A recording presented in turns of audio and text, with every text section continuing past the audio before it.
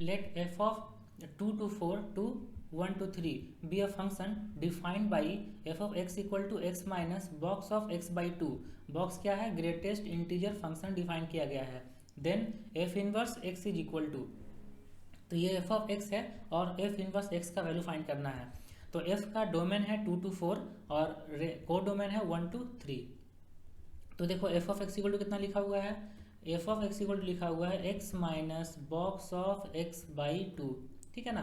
देखो x का value domain में दिया हुआ है 2 to 4, तो x का वैल्यू है 2 से लेकर 4 तक, लेकिन अब x बाई 2 यहाँ पे है ना, तो x बाई 2 का वैल्यू देखो फाइंड करते हैं। x बाई 2 का वैल्यू कितना हो जाएगा? 1 से लेकर 2 तक हो जाएगा, क्योंकि 2 से डिवाइड करेंगे। 1 से लेकर 2 तक कोई भी नंबर अगर होता है तो उसका ग्रेटेस्ट इंटीजर वैल्यू कितना होता है? 1। तो ये जो x बाई 2 का बॉक्स है ये हो जाएगा 1, तो f of x equal to आ जाएगा x माइनस 1, ठीक है। f ऑफ x मिल गया। अब इसका इन्वर्स फाइंड करना है, तो इन्वर्स फाइंड करने के लिए f(x) को y लिखते हैं और x इक्वल टू फाइंड कर देते हैं। तो f(x) को y लिखेंगे, y equal to x minus 1, तो x इक्वल टू आ जाएगा y प्लस 1।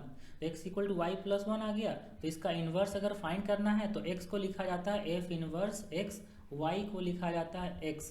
तो f inverse x equal to हो गया x प्लस 1, जो यहाँ पे C ऑप्शन में है। f inverse x equal to x plus 1।